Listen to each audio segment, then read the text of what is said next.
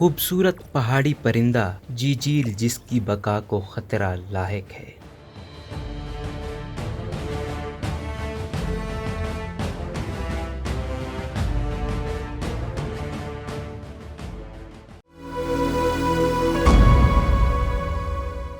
چہچہاتی جیجیل کی آواز ہمارے دلوں کو خوشی سے بھر دیتی ہے۔ یہ اس خطے کے مقامی لوگوں کو اتنی ہی عزیز ہیں جتنی کہ ہمیں اپنے بچے۔ پاکستان کے شمال مغربی صوبے خیبر پختونخوا کے علاقے کوہستان میں ایک استاد اور ماحولیاتی کارکن مستان خان یہ کہتے ہیں، مغربی ہمالیہ میں پائے جانے والے ایک نایاب اور خوبصورت تتر کی نسل جیجیل یا مغربی ٹریگوپان کے تحفظ کے لیے وادی پالاس میں مقامی سطح پر اقدامات میں شامل ہیں۔ وادی پالاس قدیم جنگلات رکھتی ہے اور وادی کے کچھ علاقے کم انسانی مداخلت کی وجہ سے جنگلی حیات کی بہت سی نایاب نسلوں کا گھر ہے۔ ورلڈ فیزنٹ ایسوسی ایشن کے مطابق خیال کیا جاتا ہے کہ وادی مغربی ٹریگوپان کے کم از کم 300 جوڑوں کا گھر ہے، جو دنیا کی سب سے بڑی آبادی میں سے ایک ہے۔ اپنے برقی نیلے گلے، سرخ رنگ کی چھاتی اور چمکدار سفید دبوں سے مزین یہ نسل اس خطے میں رہنے والے اور باہر سے آنے والے پرندوں کے شوقین افراد کی خواہش میں سر فہرست ہے، لیکن انہیں بھی یہ شاذ و نادر ہی نظر آتے ہیں اور فوٹوگراف کیے جاتے ہیں۔ یہ شرمیلی اور غافل نوع حیات عام طور پر انسانوں سے دور رہتی ہے اور عموماً صبح سویرے اور شام ڈھلے نظر آتی ہے۔ International union for conservation of nature IUCN کا اندازہ ہے کہ 3300 بالغ مغربی ٹریگوپان کوہستان سے ہندوستان میں اتراکھنڈ تک بکھری ہوئی آبادیوں میں زندہ ہیں۔ یہ اعداد مسلسل گھٹ رہے ہیں اور ان کی درجہ بندی معدومیت کے خطرے سے دوچار نسل کے طور پر کی گئی ہے۔ خان نے تھرڈ پول کو بتایا، کوہستان میں ڈیموں کی تعمیر کے بعد سے ہمیں اس پرندے کی بقا کے حوالے سے تشویش ہے۔ مستان کے خدشات داسو اور دیامیر بھاشا ہائیڈرو پاور پروجیکٹس کی تعمیر کے مرہون ہیں، جس کے ذریعے ملک میں قدرتی ایندھن پر انحصار ختم کرنے اور توانائی کی صلاحیت میں اضافے کی امید ہے۔ داسو پروجیکٹ کی مالی اعانت عالمی بینک نے کی اور چینی تعمیراتی کمپنی اس کی تعمیر کر رہی ہے۔ یہ سائٹ ضلع کوہستان میں بالائی وادی سندھ کے پہاڑی علاقے میں واقع اور اس منصوبے پر مرکزی ڈیم، ایک پاور ہاؤس اور ایک ٹرانسمیشن لائن کی تعمیر شامل ہے۔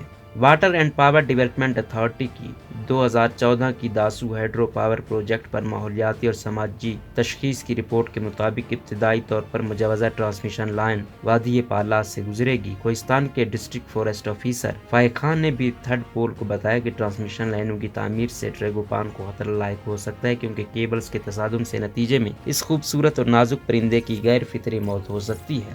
داسو سے نیشنل گرڈ تک main transmission line national transmission and despatch company تعمیر کر رہی ہے، جو پاکستان کی وزارت توانائی کے تحت ایک خود مختار پاور ٹرانسمیشن کمپنی ہے۔ دی تھرڈ پول کو دیے گئے ایک بیان میں NTDC کا کہنا ہے کہ اسلام آباد کے قریب داسو سے پتھر گڑھ تک ٹرانسمیشن لائنوں کی عارضی ترتیب تجویز کی گئی تھی، جو وادی پالاس اور مغربی ٹریگوپان کے مسکن سے گزرے گی، لیکن بعد میں یہ ترتیب بدل دی گئی۔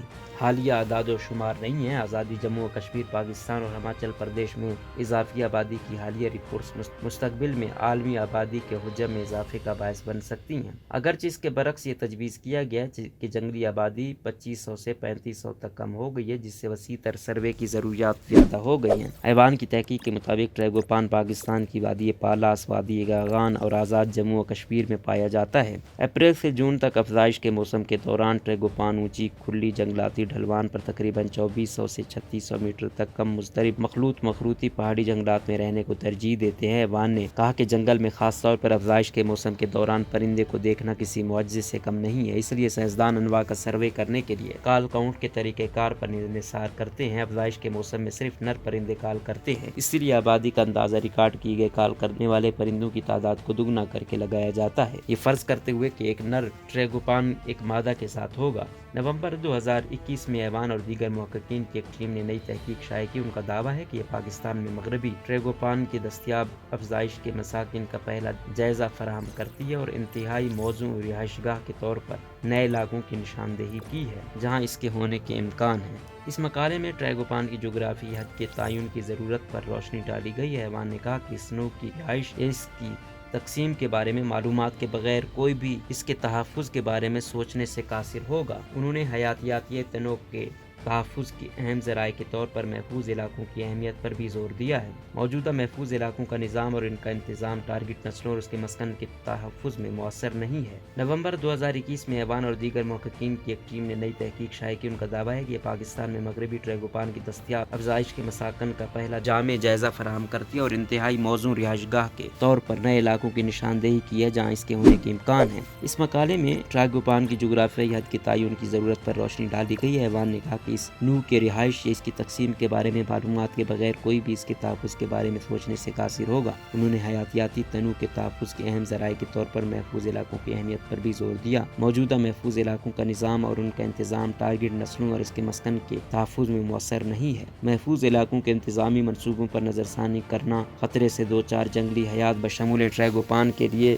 مخصوص اہداف عالمی سطح پر خطرے سے دوچار نسل کے تحفظ میں مددگار ثابت ہو سکتے ہیں۔ فائق خان نے دی تھرڈ پول کو بتایا کہ محکمہ جنگلی حیات نے کئی سال پہلے حکومت کو سفارش بھیجی تھی کہ وادی پالاس کو محفوظ علاقہ قرار دیا جائے۔ ہمیں امید ہے کہ سرکاری نوٹس جلد ہی آ جائے گا۔ فی الحال مقامی لوگوں نے معاملات سنبھالے ہوئے ہیں۔ مستان نے کہا کہ اپنے پسندیدہ پرندے کی حفاظت کے لیے پالاس قبائل نے 2009 میں جرگوں کا انعقاد شروع کیا اور ٹریگوپان کے شکار پر پابندی لگاتی۔ اگر ہم کسی کو اس کے شکار میں ملوث پاتے ہیں تو ہم ان کا بائیکاٹ کرتے ہیں۔ ہمارا ماننا ہے کہ اس دنیا میں پالاس کی شناخت جھیل سے جڑی ہوئی ہے، لیکن وادی پالاس کے لوگ اکیلے اس کی حفاظت نہیں کر سکتے۔ حکومت اور سول سوسائٹی کو بھی آگے بڑھنا ہوگا اور ہم اس کے ساتھ مکمل تعاون کریں گے۔ محمد زبیر خان اور عتیق الرحمان کی یہ مفید اور معلوماتی رپورٹ دی تھرڈ پول پر شائع ہوئی ہے۔